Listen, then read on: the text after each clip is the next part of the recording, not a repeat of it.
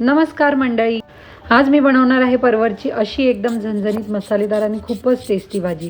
खरं सांगायचं तर मी आयुष्यात पहिल्यांदाच परवरची भाजी खाल्ली, पण एवढी भन्नाट चव लागली ना की आता ही भाजी मी परत परत बनवणार आहे। तुम्ही जर याच पद्धतीने परवरची भाजी बनवली ना तर घरातल्या सगळ्यांना नक्कीच खूप आवडेल। चला तर मग सुरुवात करूया। सगळ्यात आधी मी परवल छान धुवून घेतली आहे, त्यानंतर त्याची साल काढून घेतली आणि मध्यम आकाराचे छान तुकडे करून घेतले। आता तुकडे मी बारीक करून घेतले, याचं कारण की जेव्हा आपण ही भाजी खाणार ना तेव्हा ती जास्त अशी जाडसर नाही लागली पाहिजे आणि खाताना एकदम सॉफ्ट शिजली पाहिजे, त्यामुळे मी बारीक कापून घेतली। त्यानंतर उभा बारीक कापलेला कांदा चिरून घेतलाय। एक मोठा कांदा यासाठी मी बारीक चिरून घेतलाय। त्याचबरोबर एक टोमॅटो, त्यात लसूण आणि आलं घालून मिक्सरमध्ये अगदी बारीक प्युरी करून घेतली आहे। आता हे झालं आपलं परवलची भाजी करण्याचं साहित्य। त्यानंतर मी या ठिकाणी एक कढई घेतली आहे, छान मध्यम आचेवर तेल गरम करायला ठेवले। 2 चमचे याच्यामध्ये तेल ॲड केले आणि आता तेल मध्यम आचेवर गरम झाल्यावर त्याच्यामध्ये आपल्याला जिऱ्याची फोडणी द्यायची आहे। तर मी या ठिकाणी 1 चमचा जिरा ॲड केले। जिरं टाकल्यानंतर असं छान तडतड आवाज आला ना की उभा कापलेला बारीक कांदा मग मी याच्यामध्ये परतून घेते छान। आता कांदा आपल्याला छान सोनेरी लालसर होईपर्यंत परतून घ्यायचा आहे। जिरा आणि कांदा परतून झाल्यानंतर आपल्याला त्याच्यामध्ये थोडासा कढीपत्ता ॲड करायचा आहे। तर मी इथे थोडासा कढीपत्ता ॲड करून परतून घेतला आहे आणि त्यानंतर ही भाजी मी जी पाण्यामध्ये स्वच्छ धुवून घेतली ती मी याच्यामध्ये ॲड करून घेतली आहे। आता आपल्याला याच तेलासोबत ही भाजी, परवलची भाजी आपल्याला परतून घ्यायची आहे छानपैकी।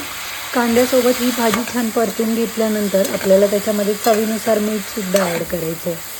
आता मी ह्या प्रोसेसमध्ये सगळ्यात आधी यामध्ये मसाले ॲड करत नाही, तर भाजी आपण जेव्हा शिजवून घेतो कांद्यासोबत व्यवस्थित तेव्हाच मी याच्यामध्ये मसाले ॲड करते। चवीनुसार मीठ टाकून मी भाजी परत मिक्स करून घेतली आहे आणि आता मी याच्यावर एक भांडं ठेवते 2 ते 3 मिनिटासाठी आणि भाजी व्यवस्थित शिजवून घेते। 2 ते 3 मिनिट झाल्यानंतर परवल अगदी छान आणि सॉफ्ट शिजली आहे। तुम्ही पाहू शकता एकदम छान आणि मऊसूत भाजी झाली आहे। झाकण काढल्यानंतर एकदा चेक करून घ्यायची परवल मऊसूत झाली आहे का, सॉफ्ट झाली आहे का, व्यवस्थित शिजली आहे का। आणि आता एकदा समजलं की भाजी शिजली आहे तर मी याच्यामध्ये मग मसाले ॲड करायला सुरुवात केली। तर या ठिकाणी मी 2 चमचे एवढे धनेपूड घेतली आहे। त्यानंतर 1 चमचा ते 1 चमच्याचं थोडंसं वरती कांदा लसूण मसाला ॲड केला आहे आणि पाऊण चमचा गरम मसालासुद्धा ॲड केला आहे। आता गरम मसाल्याची क्वांटिटी थोडी कमीच ठेवायची जेणेकरून भाजी खूप जास्त स्पायसी होणार नाही।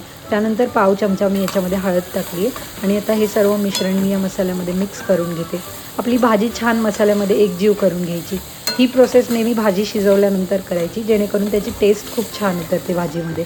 आता ग्रेव्हीसाठी तयार केलेली टोमॅटो, लसूण आणि आल्याची प्युरी आपल्याला याच्यामध्ये ॲड करायची आहे। तर मी छान ॲड करून घेतली आहे आणि पुन्हा भाजी एकदम छान मिक्स करून घेतली या प्युरीमध्ये। मिक्सरच्या भांड्यामध्ये जे उरलेलं प्युरी होती आपली त्याच्यामध्येच मी पाणी ॲड करून थोडंसं मग या भाजीमध्ये ॲड केले, कारण आपल्याला ग्रेव्ही थोडीशी थिक आणि थोडीशी जास्त करायची आहे, त्यामुळे मी याच्यामध्ये पाणी ॲड केलं आणि पुन्हा एकदा झाकण ठेवून भाजी 3 ते 4 मिनिट शिजू द्यायची। काही मिनिटातच झाकण काढलं आणि वाह काय मस्त रंग आला आहे, तुम्ही पाहू शकता भाजीला। घरभर असा भन्नाट सुगंध पसरला होता की लगेचच जेवायला सुरुवात केली। आता आपली ही गरमागरम झणझणीत आणि मसालेदार आणि खूपच टेस्टी परवलची भाजी तयार झाली आहे। ही भाजी तुम्ही पोळी, भाकरी किंवा गरम गरम भातासोबतसुद्धा खाऊ शकता। एकदा नक्की ट्राय करून बघा अशा पद्धतीने। मला खात्री आहे की ज्यांना परवल आवडत नाही ना त्यांनासुद्धा ही भाजी खूप आवडेल। तर मैत्रिणींनो, व्हिडिओ आवडला असेल तर लाईक करा, आपल्या मित्रमैत्रिणी आणि परिवारासोबत शेअर करा आणि अशाच सोप्या, चविष्ट आणि घरगुती रेसिपीजसाठी माझ्या चॅनलला सबस्क्राईब करायला विसरू नका। पुन्हा भेटूया एका नवीन आणि स्वादिष्ट रेसिपीसोबत। तोपर्यंत मस्त खा आणि स्वस्त राहा। भेटूया पुन्हा एका नवीन रेसिपीसोबत। धन्यवाद।